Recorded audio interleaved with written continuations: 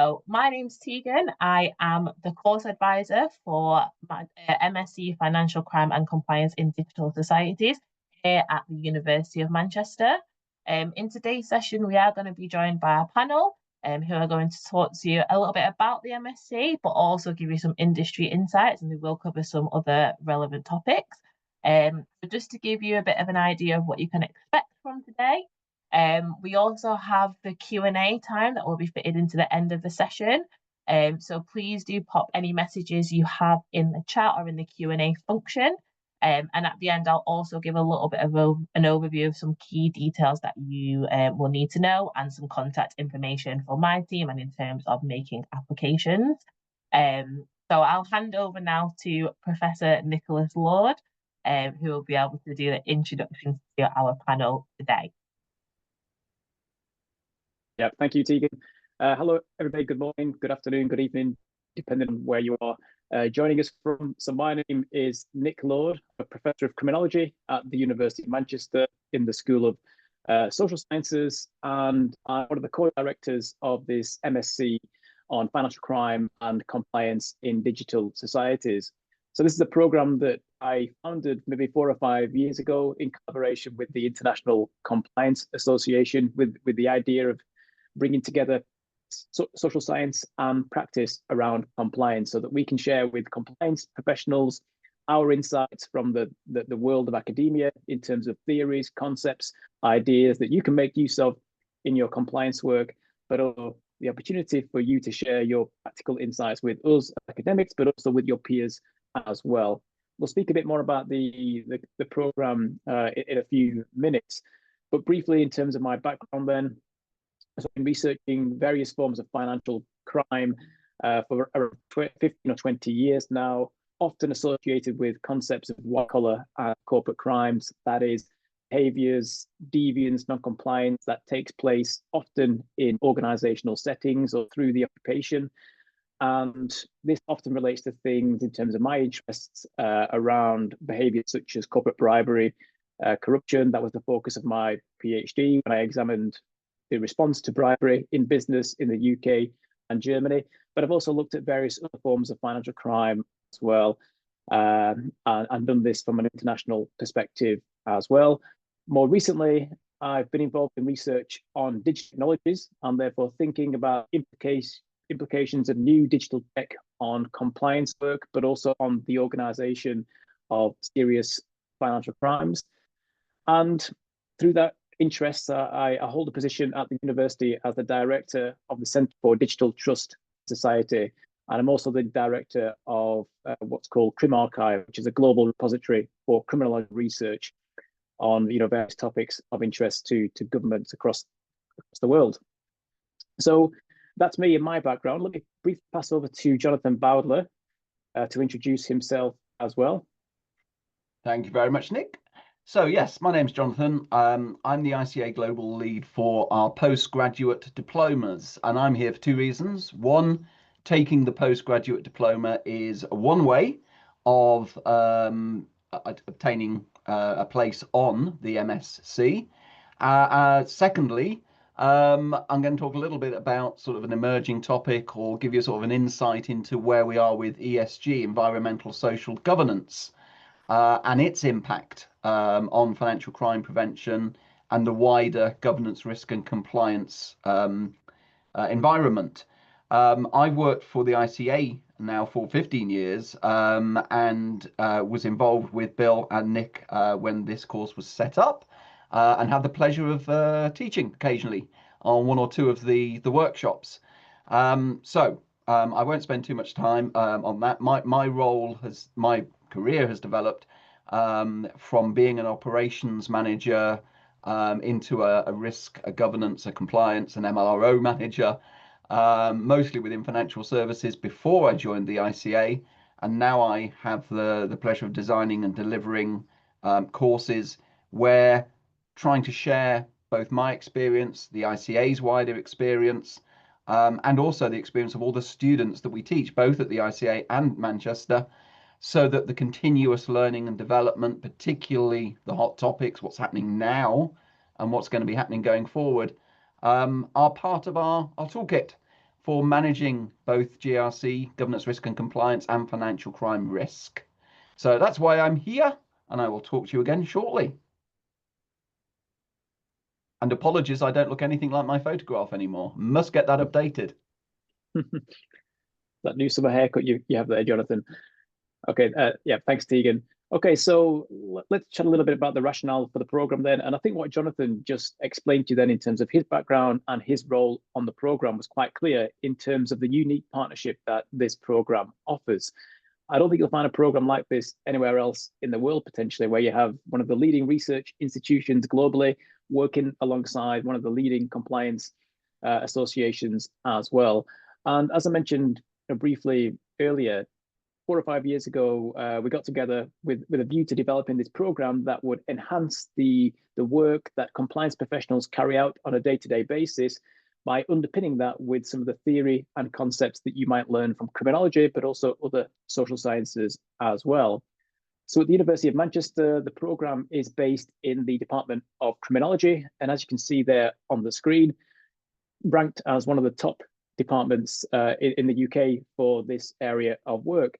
And more specifically, we have an incredibly strong set of academics who work more specifically on financial crimes and fraud as well. So as part of the department, we have a separate research group, which we call the Manchester Organisational Non-Compliance Initiative, or MONey for short. And within this group, we have 16 or 17 academics now working on related areas, whether it's white-collar crime, organisational crime, non-compliance, regulation of business fraud or activities, organised crime, and so on. And here we undertake various forms of theoretical and empirical research to enhance our understanding of the nature, organisation, control of financial crimes, but also other compliance risks as well. And so we bring that knowledge, that expertise, that experience to this program alongside that practical insight that people like Jonathan provide on the program as well. Jonathan, did you want to add anything there about the partnership? Yeah, just very briefly. At the ICA, we're very much, although we're a professional organisation, we are very much based on the education and the professionalisation of both financial crime prevention and governance risk and compliance management. So we offer various qualifications from introductory level all the way up to postgraduate level, and a membership of over 200,000 members globally. And the global aspect is obviously very important and very useful, as many of you now work in global industries.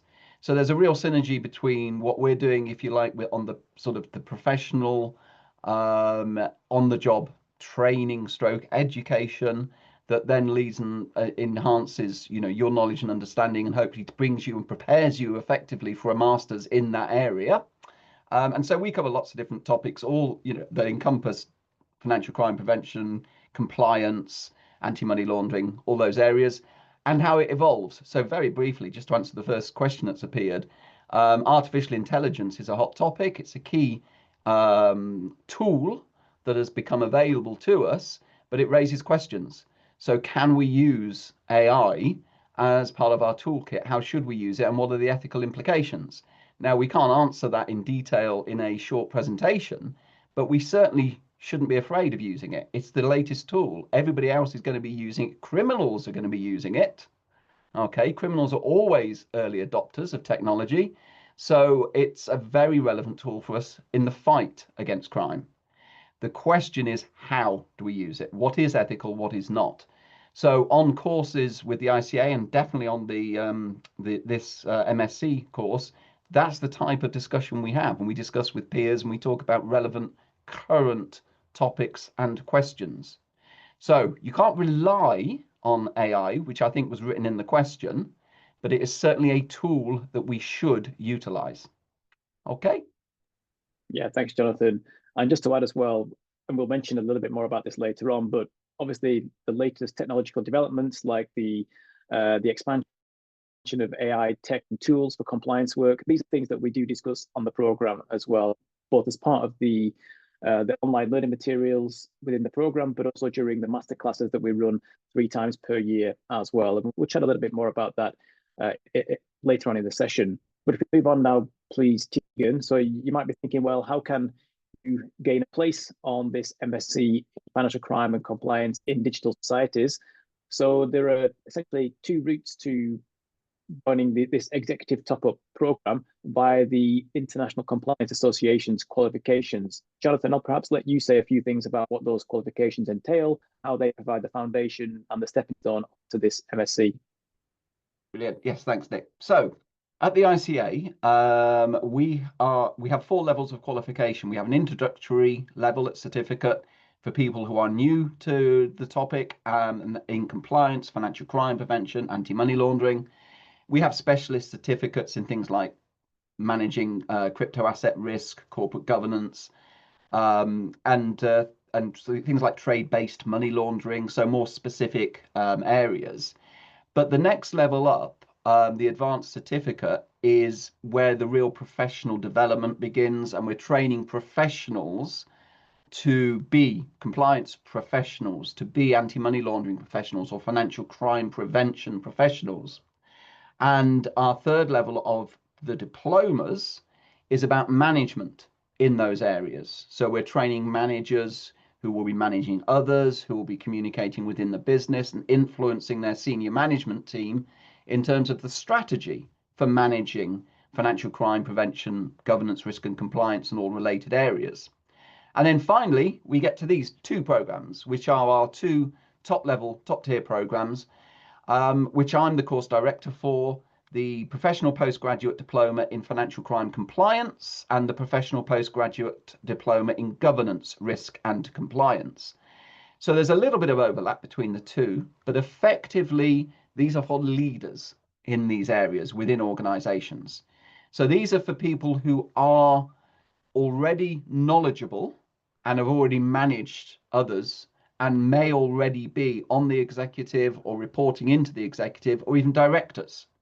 These are the people who need to set the strategy for how governance, risk, compliance, and financial crime prevention fit into the overall strategy of the organization. So whilst it's still a subject matter stream, whether it be governance, whether it be risk, whether it be financial crime prevention, it's also considering the impact it has on the overall performance of the organization. So it's a senior management or leadership type qualification. And it's a very practical qualification. So in each of these 2 areas, there are 8 key topics that are covered.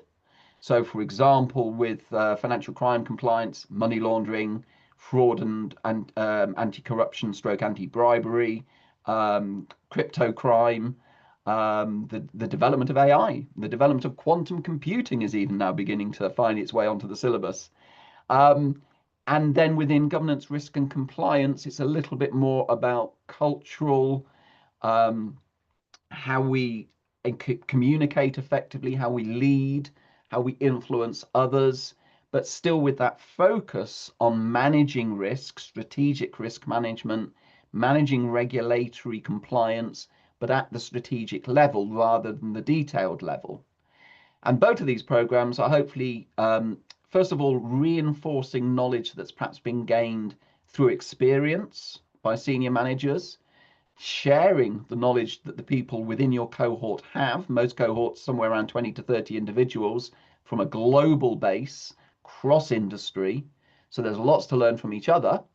And then the 8 masterclasses are led by global subject matter experts, leaders in their field, who push the boundaries, who will challenge you and will ask you what you could be doing differently, what you could be doing better, what skills, behaviors, knowledge you need to bring about beneficial change for your organization, but also hopefully for your industry.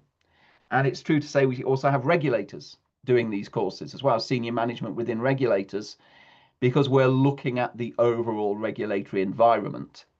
So these 2 programs, the financial crime compliance program runs twice a year and it lasts for 10 months.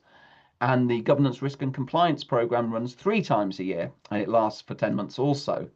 And the full details you can find via the ICA website. You do need to either have completed our diploma level qualification or hold a degree and have 10 years experience, 3 of which should be at least a managerial, if not senior management level. This isn't a qualification you can jump straight into without experience, because it is aimed at leaders and potential leaders. And as I say, you can find the dates for the next qualification, the fees, the cost, all of those things are on the ICA website. And it is the only way to progress onto this MSc program. And what's a joy for me is to come back and teach on the MSc program and see ex-students who I've managed and taught and taken through the ICA's postgraduate programs.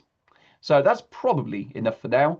But if you find out more about the professional postgraduate diplomas via the ICA website, you can always then ask for me to give you a call, or for contact us in some other way, and I can talk you through the program. And if you've already done it, you can tell us in the Q&A or the chat how brilliant the program is and how well run it is. Thank you.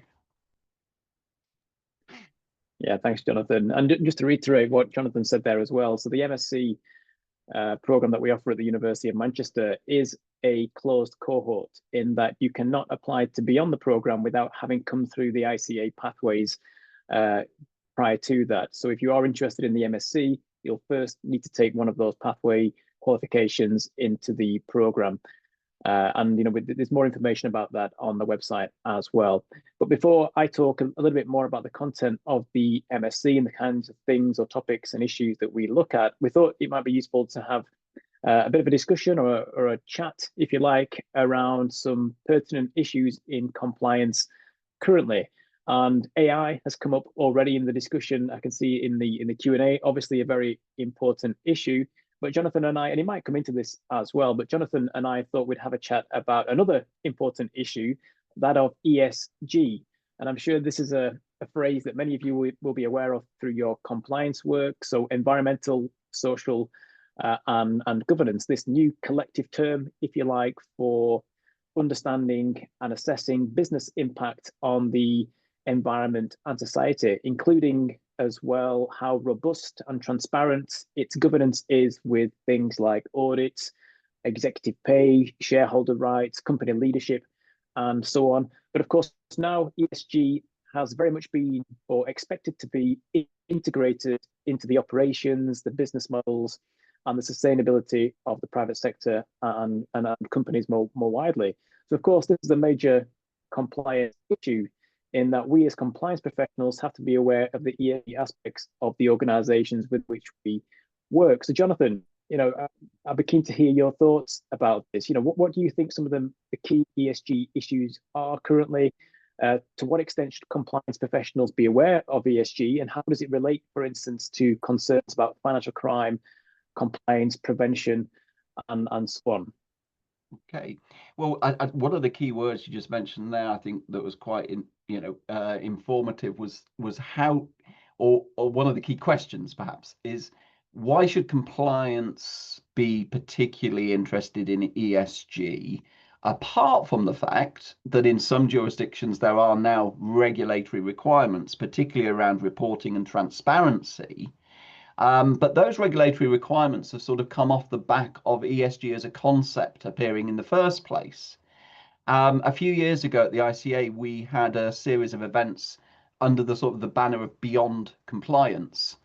And that, the more now I think back on it, the more I think at the time, well, we were a bit ahead of our time. That was really a good thing to be talking about, because ESG is beyond compliance.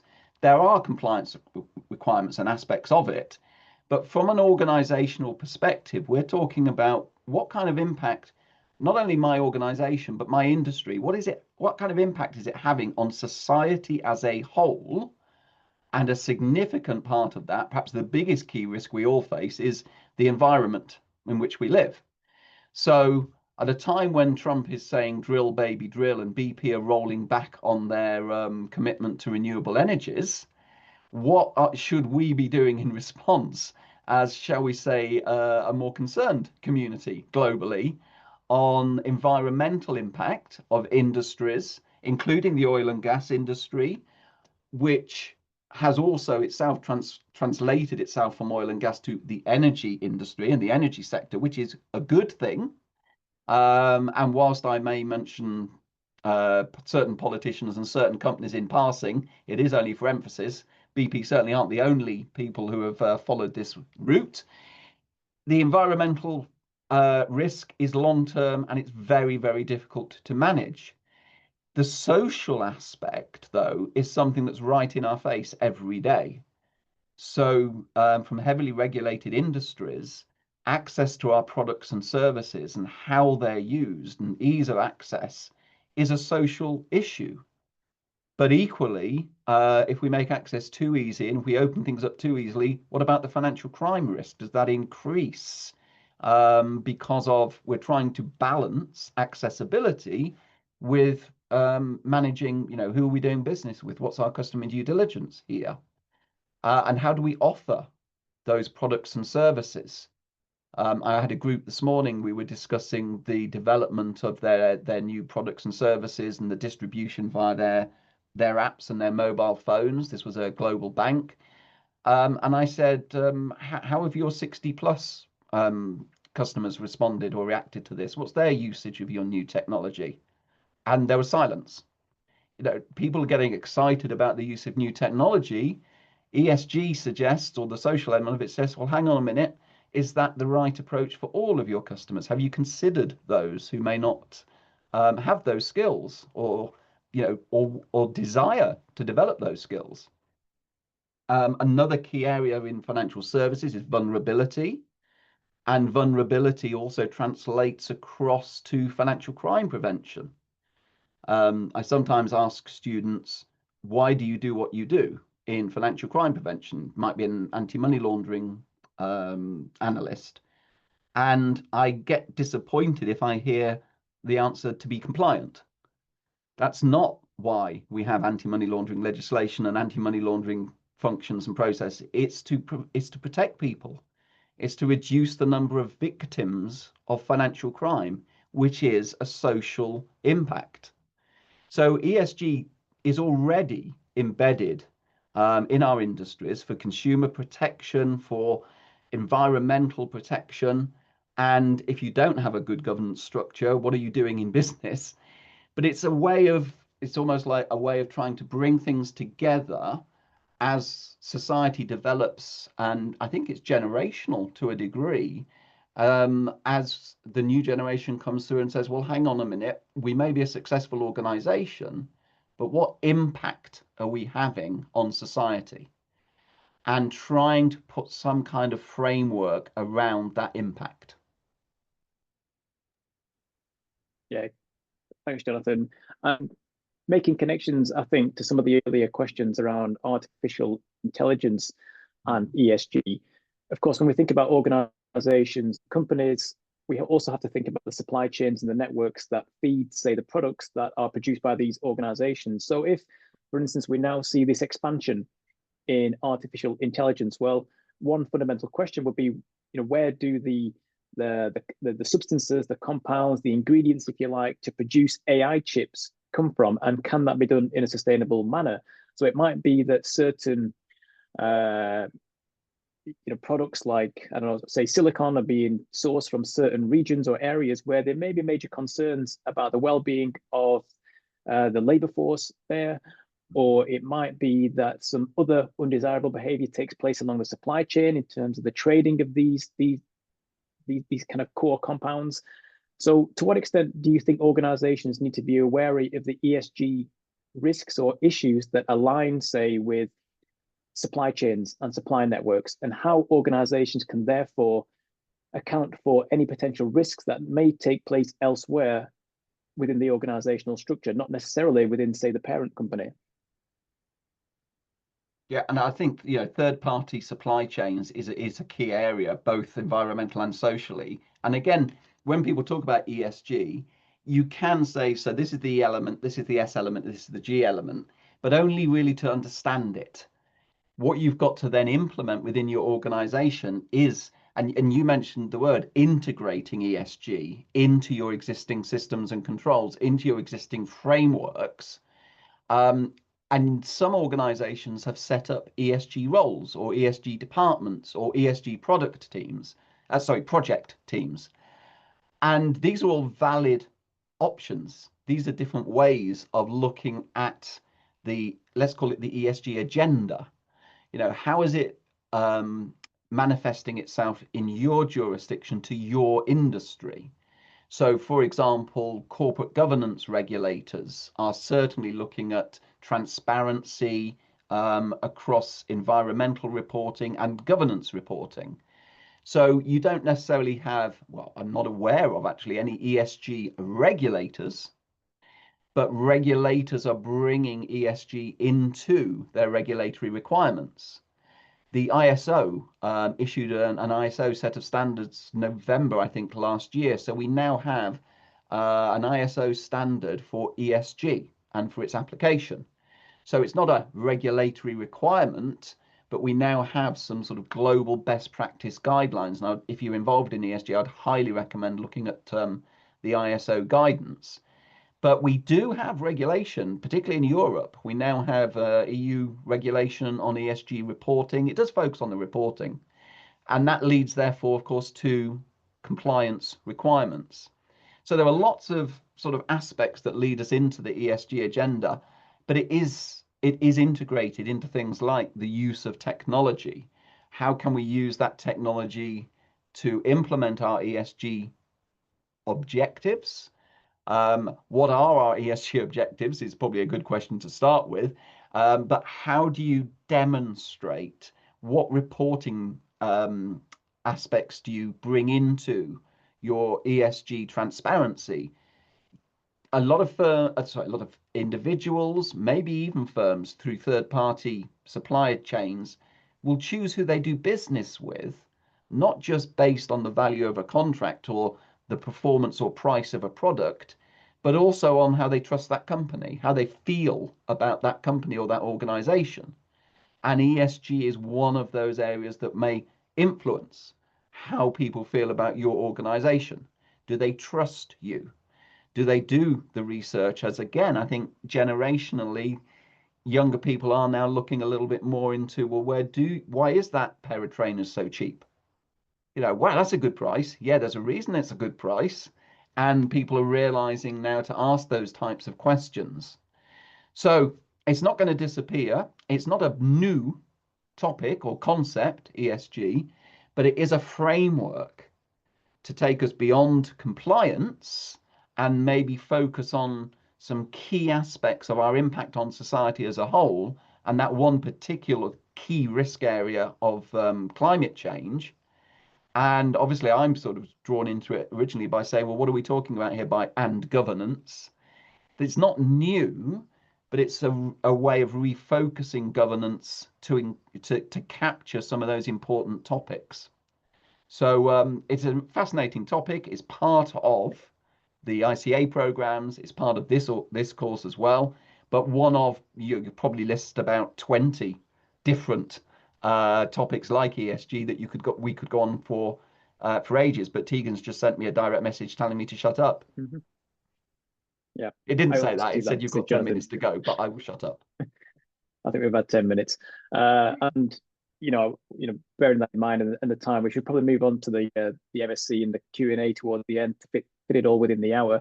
But I think just building on some of the comments you made there, Jonathan, and from an academic perspective, in terms of the data that we have that informs us about, say, the impact of ESG on business and organizations, well, I think something you mentioned there is very important in that we see evidence that the E and the S tend to have a significant positive effect on things like brand trust and word of mouth. So if people talk about, say, the greener or more environmentally friendly policies or behaviors of certain organizations, that in turn can have a positive impact on those organizations. But the data that are available suggests that the G aspect of ESG is less significant when it comes to things like trust, in that perhaps people simply aren't aware of the more internal facing governance mechanisms that might be implemented by organizations to improve their compliance work.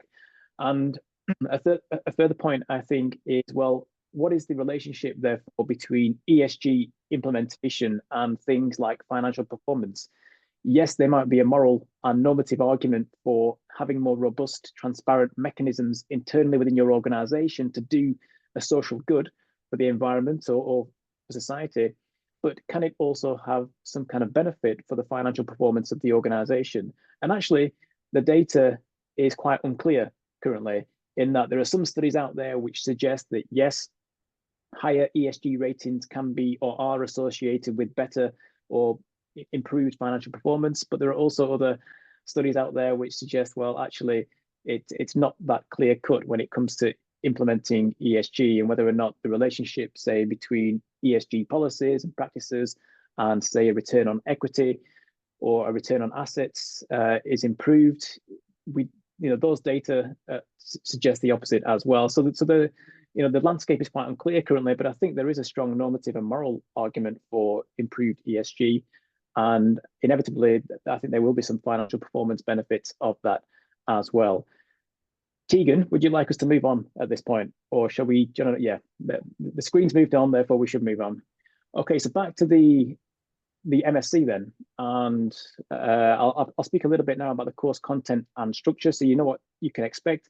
I'll keep this quite brief, so we can have a longer discussion at the end. I know there are some questions in the chat already, but as we've mentioned already in the session, the MSc essentially is what we call an executive top-up to the ICA qualifications. So by completing one of those qualifications, you bring with you 60 credits worth of learning to the MSc program. So in other words, we can then top up those 60 credits with a further 120 credits, which therefore makes the full master's program. So usually at UK universities, a master's program would have 180 credits. And to provide that top up, we do this through 3 taught modules, which are blended in that much of the material is asynchronous. That means it's available online for you to work through in your own pace and at your own time. And that involves a variety of textual content and materials, videos from myself and the other course directors, and also some online learning tasks and interactive aspects as well. So you're able to work at your own pace. We recognize that you all are working, usually full-time compliance professionals with incredibly hectic lifestyles as well. And therefore, we design the program to be adaptable and flexible for your own working environments. So those first 3 units then, each worth 20 credits, and you would complete these consecutively as well. So starting with Unit 1 on compliance and financial crime risk, analysis and explanation.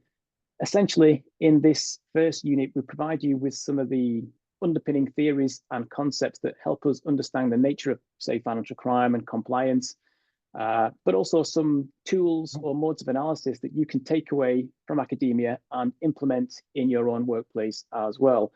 Things like what we call script analysis. So to what extent can we deconstruct or analyze, say, the commissioning process of a certain criminal behavior? That can be very useful for then identifying where vulnerabilities might exist in the organization of those behaviors, which in turn can improve your compliance responses towards certain concerns or risks within the business. We also look at things like network analysis. So to what extent do individuals internally within your organization, or perhaps external groups that might in some way be organized, come together to collaborate and cooperate to accomplish or to organize their behaviors around certain opportunities for fraud or some other compliance concern that your organization may have. So understanding the scripts and the networks can be very useful for compliance actors. So we teach you about modes of analysis like that in that first unit. In the second unit then on digital technologies, financial crimes and compliance, we do a much deeper dive into the underpinning digital technologies that create certain financial crime governance, compliance risks, but also that underpin compliance work as well. So we look at things like datafication and hyperconnectivity. How has the digital landscape changed globally? And what are the implications of that for compliance work? We also take a deeper look at the role of cybersecurity within our organizations and the convergence that now exists between cybersecurity teams on the one hand and compliance professionals on the other hand, and the need for them to be more integrated in the workplace, because there's a lot of very useful data that we can obtain from cybersecurity experts when it comes to compliance work. But often what we find is that these teams can talk past each other. Partly that is a terminological issue in that we're using different terms and concepts to talk about the same things, and we don't always interact in the way that we should.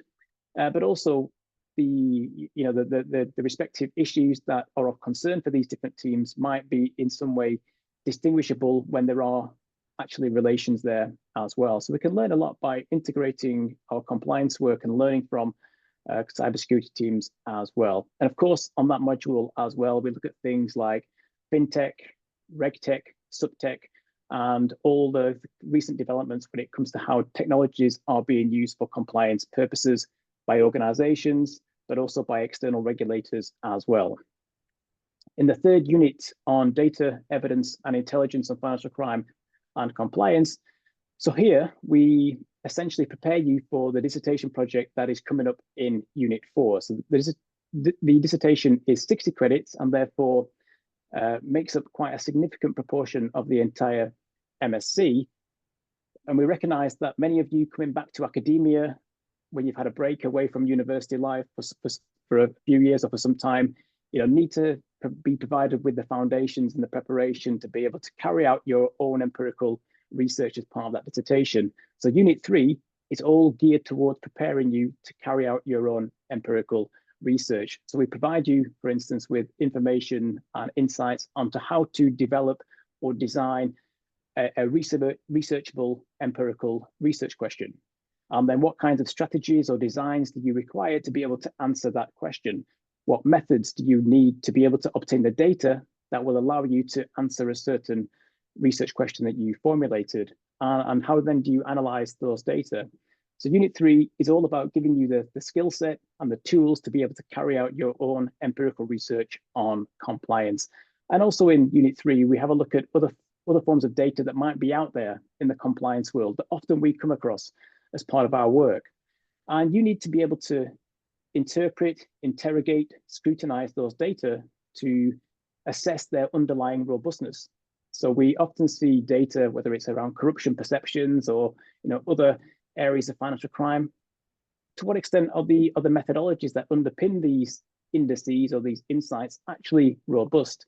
We think it's important for compliance professionals to understand those underlying tools and methods that generate these data, so you can make your own mind up on whether or not these insights are worth incorporating into your compliance work.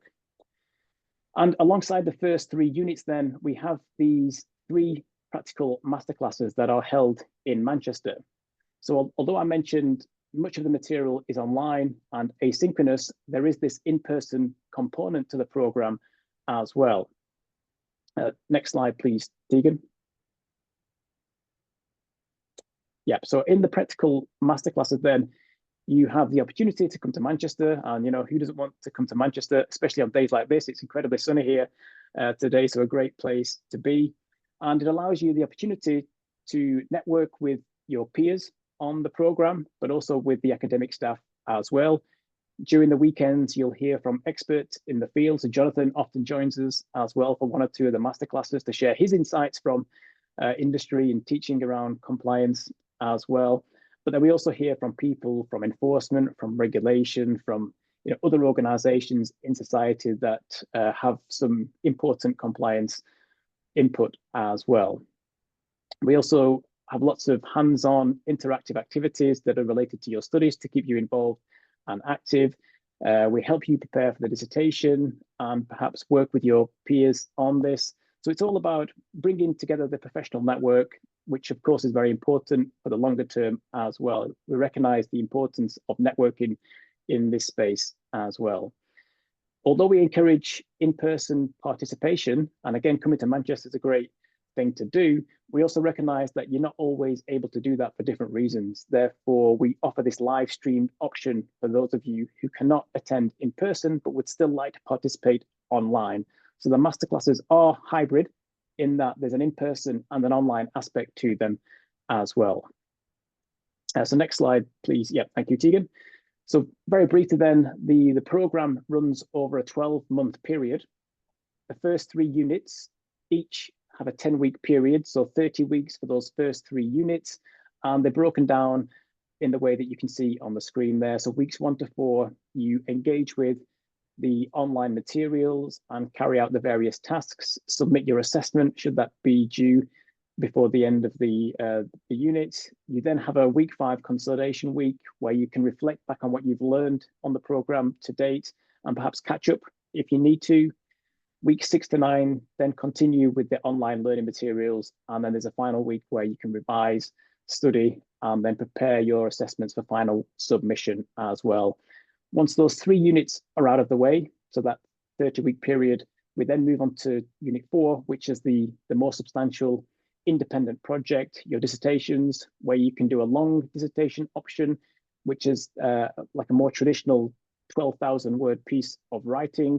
There is a short dissertation option where you do an extended essay of around 6,000 to 8,000 words alongside some smaller research in practice units, as we call them. And there's also a group dissertation option as well, where you can work with your peers on the program in small groups to carry out a joint dissertation as well, should you so wish. And that final unit runs over a 20-week period. So it's around a 12-month period for the entire program. Next slide, please. Okay, so Q&A. So we now have, 9 minutes left for Q&A. So Tegan, did you want to come back in there? Yes, so thank you both, Nick and Jonathan, for such an insightful session, very in-depth as well. So I'm sure, I hate to be the person that has had to cut you short, because I know you've probably got a lot more to say. I know, Jonathan, you said specifically you can talk a lot. So I can see Jonathan's answered quite a few questions in the Q&A, which is great. And Jonathan is also happy to answer the 2 outstanding questions. So the first one is, for the fintech and digital asset space, what are the current and emerging risks/issues? What are messages that boards and senior management of FLS and fintech need to hear? Yeah, 9 minutes, hey? Okay. I do like the optimism of these last 2 outstanding questions in the in the Q&A. So let's be honest, Richard, I can't answer that in detail, and that's what the course is for to a large degree. But having said that, my sort of response would be, certainly the ICA courses, and Nick can answer on behalf of the MSc, the course will use current and emerging risks and examples, but it's more about the skills needed to make sure you're identifying those right opportunities and risks. And then how do you inform the boards and senior management so that they listen, as opposed to, this is what you need to know, here's some information. So I get where you're coming from.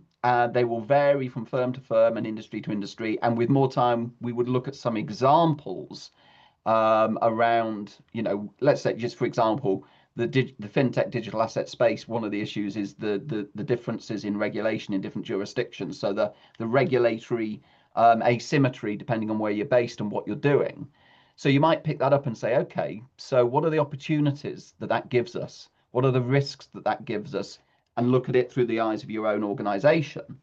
But then it's so what does the board and senior management need to know? And how do we present those messages?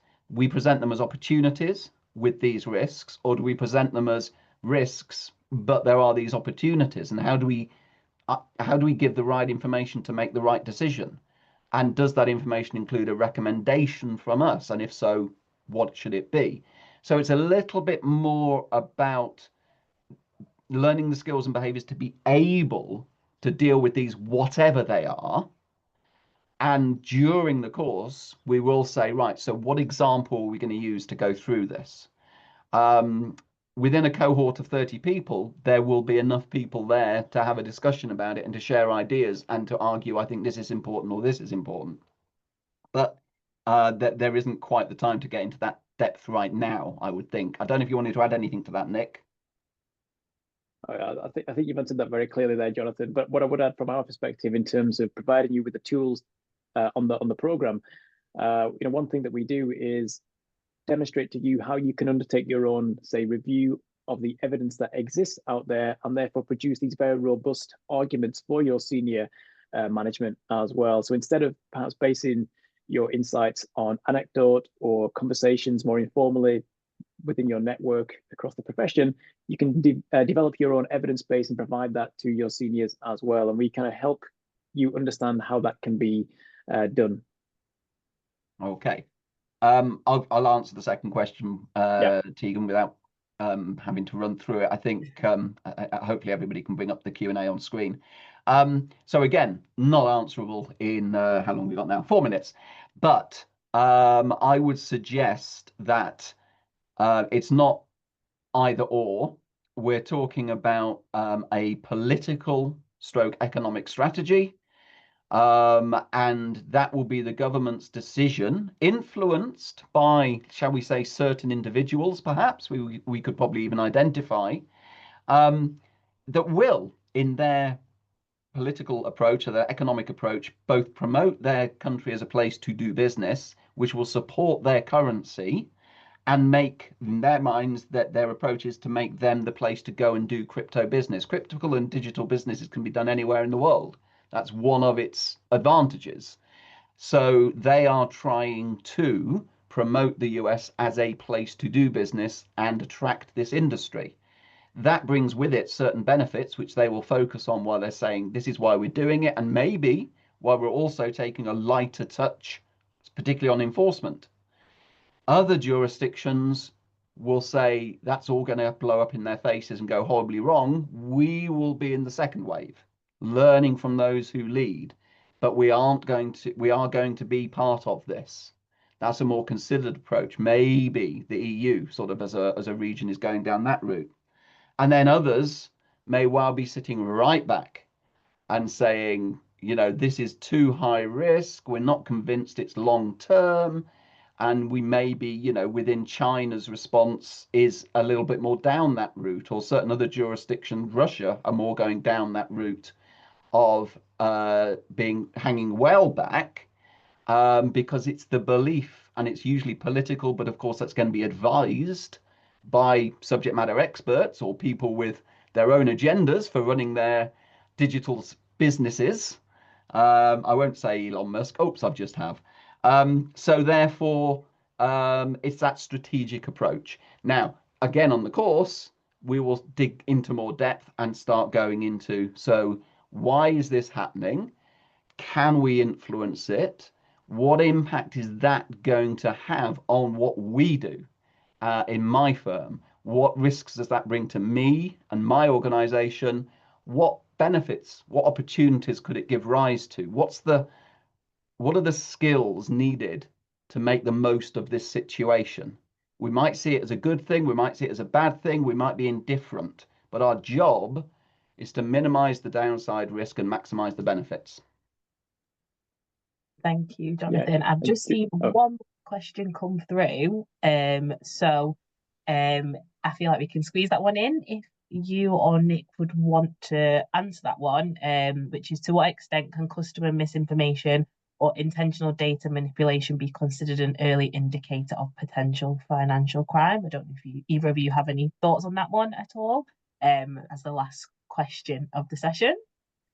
Well, whilst Jonathan's thinking, I'll just add in relation to the previous question and this question as well, in that, you know, these are all really interesting topic areas. And when you come to do the MSc, you have this, well, one of the more exciting aspects of the program, I think, is the dissertation component, whereby you can choose any area of interest to you. So if you are interested in misinformation, disinformation, malinformation, and the impacts on business, if you're interested in crypto regulation, then these are topics that you can decide to undertake empirical research into as part of your program, and therefore generate a very up-to-date evidence base for some of these questions. So crypto regulation, very interesting, I think, in terms of the global legal and regulatory landscape, from complete blanket bans through to, you know, being very open about the use of crypto, but also that varies in terms of the different cryptocurrencies that exist out there. We might see that Bitcoin is permitted for use in some jurisdictions for certain kinds of transactions or financial behaviors like investment, whereas other cryptocurrencies, which perhaps have features or characteristics that are more concerning for regulators and governments, say certain kinds of privacy coin, you know, they can be regulated in a different manner, given that there are concerns there around the, you know, the total anonymity, if not pseudo anonymity, of the currencies and the users behind them. And then in terms of misinformation, I don't know if Jonathan wants to come in there, but I think we've seen some really major cases in recent years where financial institutions, the private sector, has been massively harmed through, say, misinformation campaigns, the sharing of information about certain banks, say on WhatsApp, and how that spreads and leads to a run on the banks. People withdrawing their cash from certain banks, which has then had a major knock-on effect for their financial viability. So misinformation is a really important issue in the current digital landscape. Yeah, I would just reinforce that. And the way I tend to sum it up when we're talking about data is that people behave based on what they believe, perception. They do not behave based on what the facts really are, because quite often they don't know what the facts really are, or the facts are too complicated. So that ties in then to things like social media, the growth of social media, that it's understanding that first of all, and not trying to set systems and controls up for rationality, because the world's not rational and people aren't rational. So the starting point is understanding that. And therefore, if people are manipulating data, we have to say, well, why are they doing it? Yeah, okay. But actually, let's prepare for the impact, because even if it's not true, that is going to drive behaviors. So it's understanding sort of the aspects behind it before we start solutionizing and deciding what we're going to do about it. Thank you both for that. And thank you for all the questions that have come through. Just very quickly, because I know we're running out of time, all this information is just a bit of an overview. I think Nick and Jonathan have kind of covered everything, and the information is on the website. So do have a look. But the next intake for the MSc is September 2025, and it is a 12-month programme. The fees are £11,000, and the deadline is the 25th of August, but we do, as always, encourage you to apply earlier rather than later, not to leave it to the last minute. Jonathan has already discussed about the ICA Professional Postgraduate Diplomas, and more detail on that has gone through the session, so I don't think I need to kind of go into that anymore, but they are required to be able to do the MSc. And then we do have English language requirements, but it may vary depending on your situation. So we would advise that you have a look on the course webpage. And if you do have any questions, or you're a bit unsure in terms of kind of applying for the course, then you can contact myself and our team at studyonline@manchester.ac.uk. But all I can say is thank you so much to Jonathan and Nick for packing in a lot of information in such a short space of time, and also to yourselves for attending and for sharing the questions that you do have. So yeah, thank you very much, and have a nice rest of your day, beginning of your day, depending on where you are. Thank you.